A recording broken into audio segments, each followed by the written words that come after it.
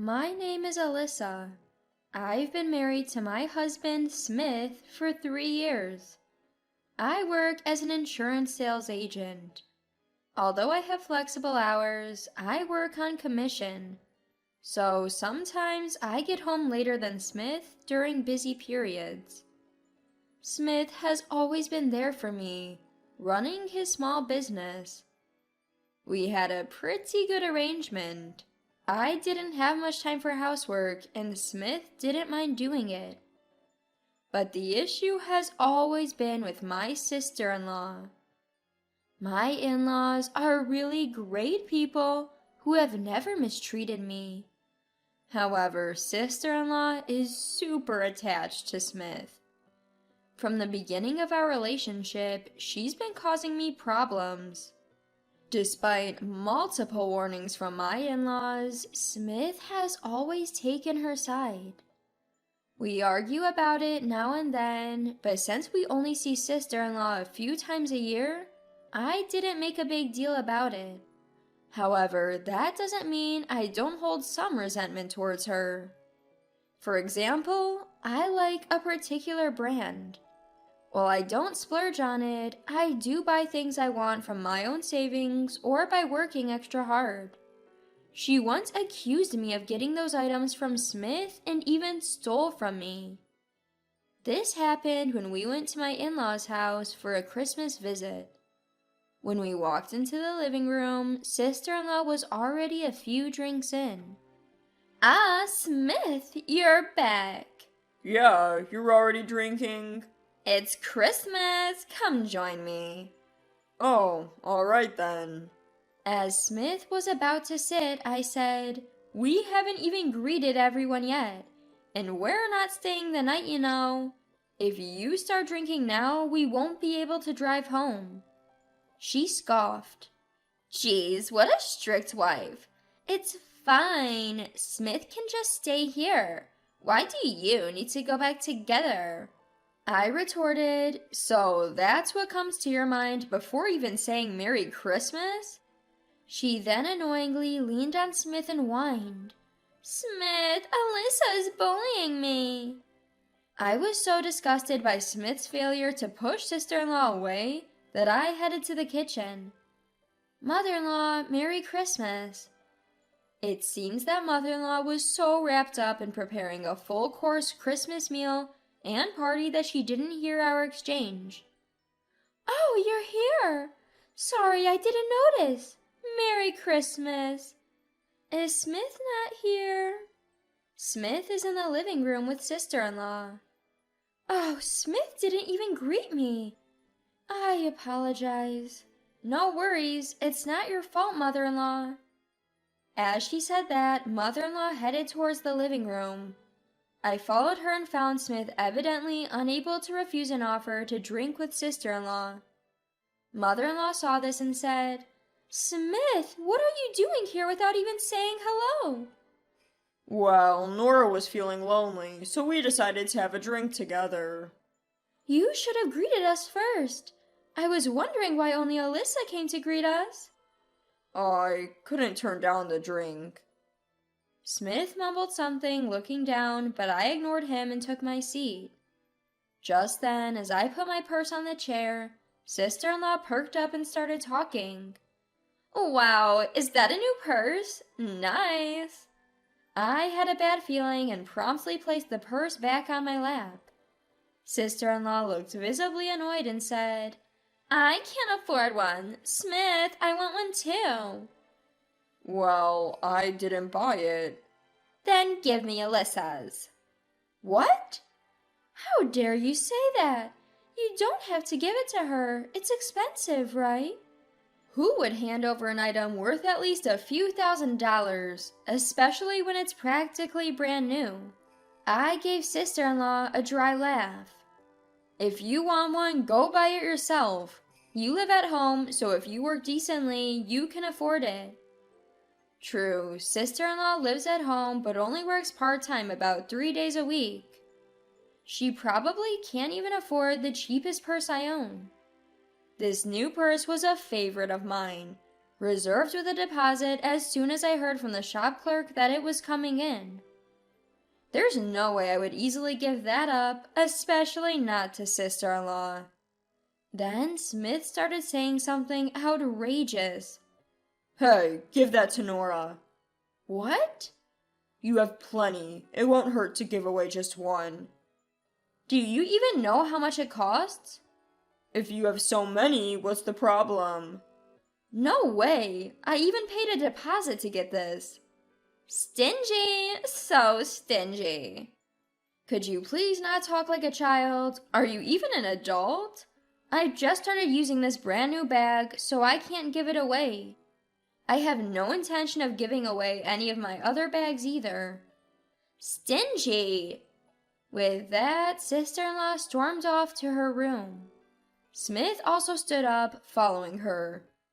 You went too far, and since you're not giving it, you should apologize. I won't see my sister-in-law after Christmas, so it doesn't matter. I thought, but I was wrong. A few days after Christmas, as I was preparing to go to a hotel lunch with my friends, I opened my closet to grab a purse, but it was missing from the bag where I'd stored it. Frustrated, I went straight to Smith's place. Smith seemed upset to see me walk in, but began to look anxious when he noticed I was holding the empty bag. What? I don't know anything about it. Maybe you left it at your parents' house? I haven't even said anything yet. Don't you know? You gave it to your sister, didn't you? I told you, I don't know. Maybe you left it somewhere, like at your parents' house. Fine, I'll search your parents' house then. I'll also call them.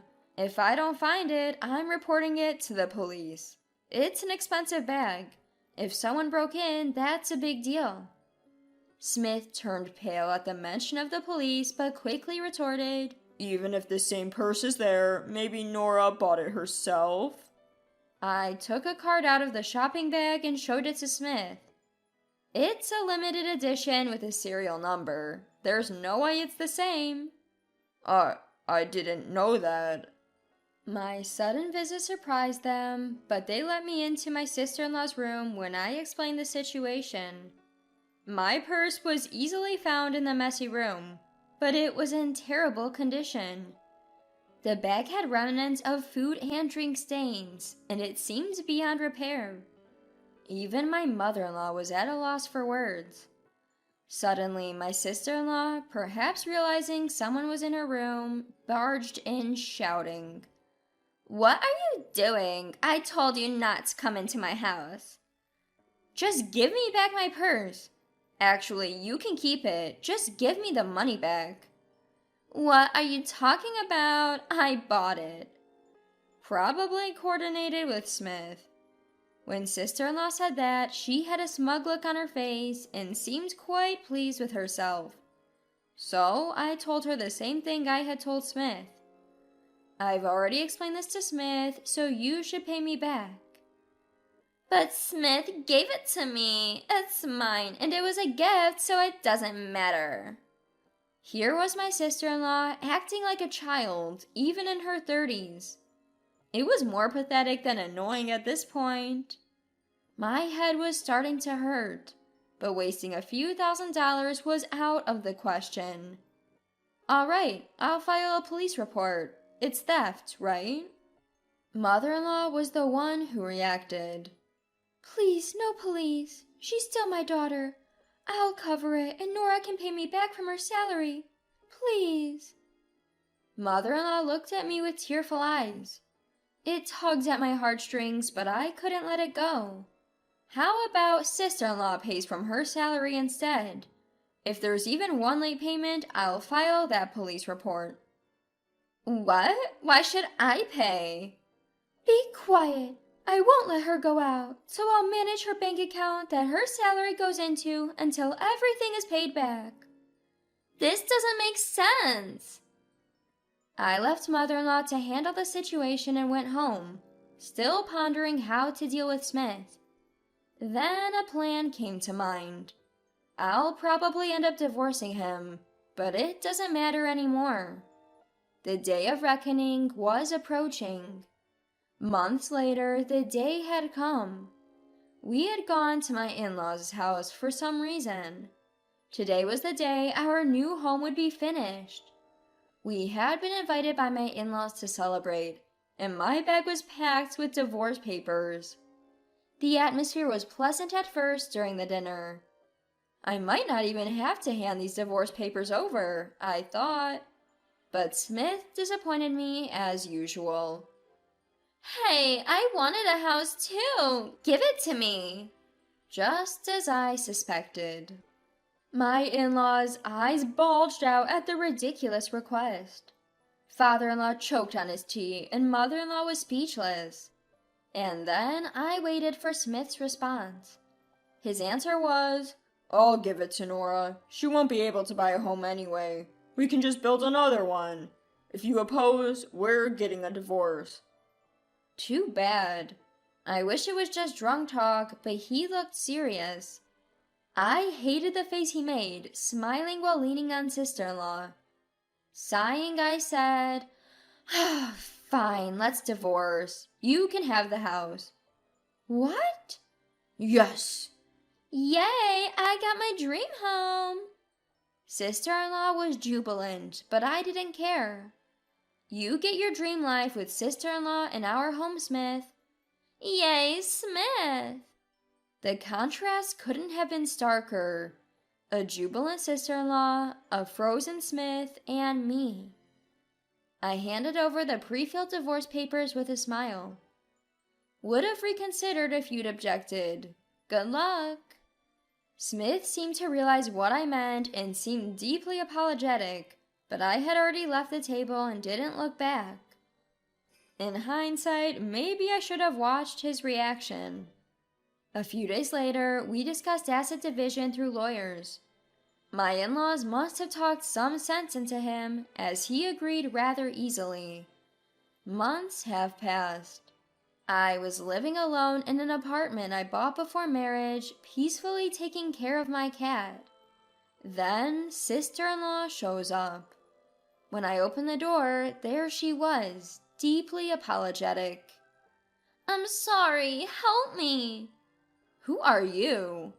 "Don't talk like that. We were family once." "I don't recognize people like you as family. You're the one who said that, right? Besides, we're divorced, so we're literally strangers now." "Please, I can't make it on my own." Upon a closer look, my sister-in-law was in rags. No wonder. Smith's earnings were less than the average temp jobs in the area. I said I'd leave the house, but I never said anything about continuing to pay the mortgage. The mortgage built around my income would be too much for Smith to handle. I bet the loan alone would swallow up his paycheck.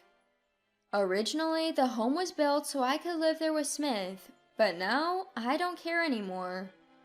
"I never thought Smith would earn so little." Neither did I. Smith is what you'd call a freelance writer. If he writes, he makes money. If he doesn't, well, no income. Smith hates working. He gets sick if he has to do regular work outside, so a regular job is out of the question for him. He's tried it before but quit after a few months. So he was content doing housework while I was the main breadwinner. I provided almost all of our living expenses, and even the down payment on the house came from my savings. I found out that Smith boasted how he funded our lifestyle and splurged on luxury items without contributing to living expenses. And when we got divorced, I learned he had even taken on debt. Wanna guess what the debt was for? Presents for sister-in-law. I knew something was off when I saw high-end clothes and accessories scattered in sister-in-law's room, items she couldn't afford on a part-time job. My suspicions led me to discover thousands of dollars in debt on Smith's credit card. Sure, he could pay it off if he worked, but let's be real. Someone accustomed to a laid-back lifestyle isn't going to suddenly work hard. Why not sell the house then?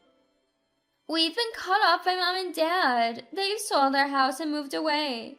If we sell, we have nowhere to go. That caught me off guard.